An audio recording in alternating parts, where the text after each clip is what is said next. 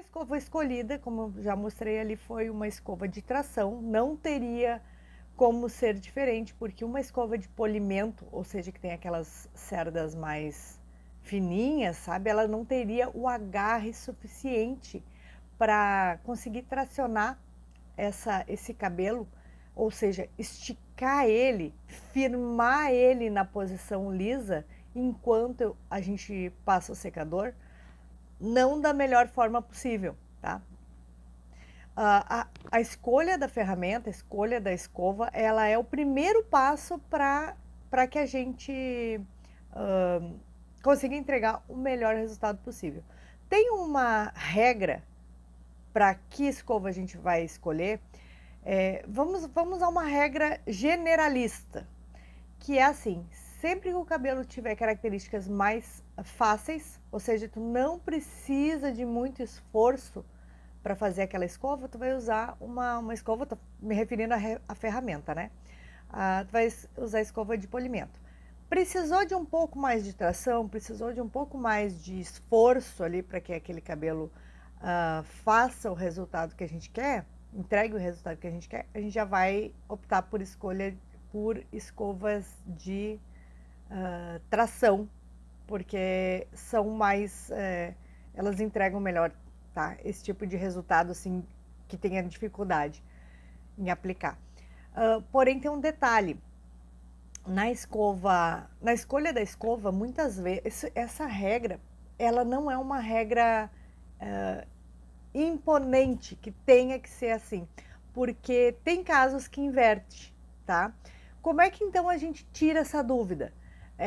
Não tem outra forma a não ser, na hora que chega a cliente ali, tu deixa as duas escovas, né, com as duas cerdas diferentes, uma ao lado da outra, ali no teu carrinho auxiliar, e faz um testezinho, faz uma mechinha com uma, faz a outra mechinha, né, outro quadrante com a outra, né, ferramenta, e aí tu observa qual das duas foi a que deu o melhor resultado naquele cabelo em específico.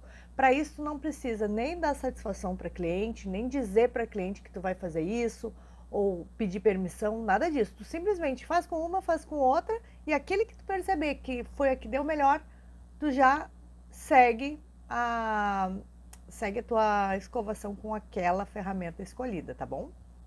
Neste caso, eu estou fazendo uma escovação toda com a ponta virada para dentro, mas o resultado que isso vai me gerar, uma vez que eu não vou usar nenhuma ferramenta de ferro aqui, não vou usar chapinha, não vou usar babyliss, depois não vou usar nada, vai ser escovado e ponto final, e vai ser o suficiente. Uma vez que já feito, escovado, o que vai acontecer? Essa ponta que está sendo feita toda para dentro, e se tu acompanhar o vídeo até o final, tu vai conferir que é exatamente isso que acontece, ela vai ficar para fora, tá? E por que acontece isso? Porque os cabelos que têm cachos ou ondulações de modo geral, eles têm essa característica: tu faz para dentro, ele vira para fora a pontinha igual um pouquinho, vira assim de maneira discreta. Isto precisa ser combinado, perguntado e combinado antes com a cliente para ver qual que é o gosto dela. Porque supondo que a cliente diga assim: ah, não, eu gosto mesmo é que esteja o liso, escorridinho, viradinho para dentro. Supondo que este fosse o gosto dessa minha cliente, o que eu deveria fazer?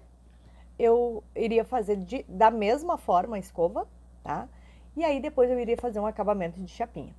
Por quê? Porque para que ele permaneça liso, escorridinho, viradinho para dentro, ainda precisaria de mais calor do que só o secador vai me entregar.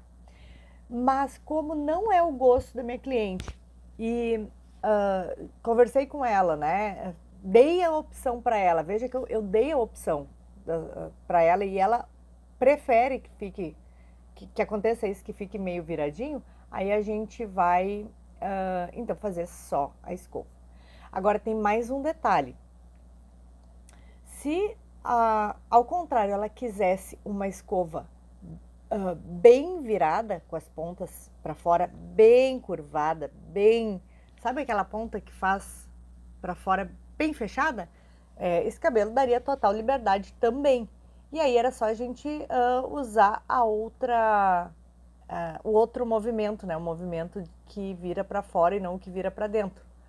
Então veja que fazendo para dentro, a virada para fora vai ser discreta, tá? Então veja que só nessa fala que eu tive contigo agora, a gente observou que esse cabelo já deu ali 3 opções, na verdade. Se eu fizer só a escova virada para dentro, ele vai fazer um virado para fora leve. Se eu fizer ela virada para dentro e passar a chapinha depois, eu tenho realmente um liso escorrido.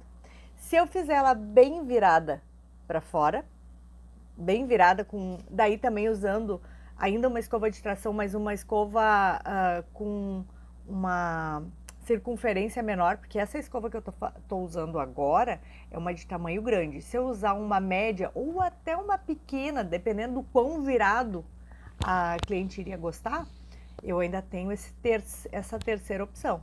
Mas as opções não param por aí. Uma vez que ela já esteja de cabelo liso, eu poderia, depois desse cabelo já pronto, lisinho, eu ainda poderia fazer um cacho de babyliss. Não é verdade? Que resultado eu teria? Eu teria um cabelo liso com cachos na ponta, diferente do cabelo crespo que a Grazi tem por natureza. Que outras opções eu ainda teria? Eu poderia usar o Triondas. Vocês conhecem o Triondas? Ele é uma ferramenta que faz uma ondulação mais ou menos... É bem a cara da onda mesmo. Desde que eu tivesse já esse acabamento feito primeiro, ou seja, a escova lisa pronta, ela começa a me dar outras opções, né? Ainda teriam mais opções que não me ocorrem exatamente agora. Mas, às vezes, a opção também, ela te ocorre à medida que a cliente sugere, né? Por exemplo, às vezes a cliente diz, tem como, por exemplo, dar uma cara de que parece que foi feita uma trança e depois soltado a trança. Dá também. Então, assim, ó, existem opções, tá? Uma vez que a gente tenha a base pronta, ou seja, a parte lisa, né, a parte da escova lisa já feita, existem muitas outras variações que vêm depois dela.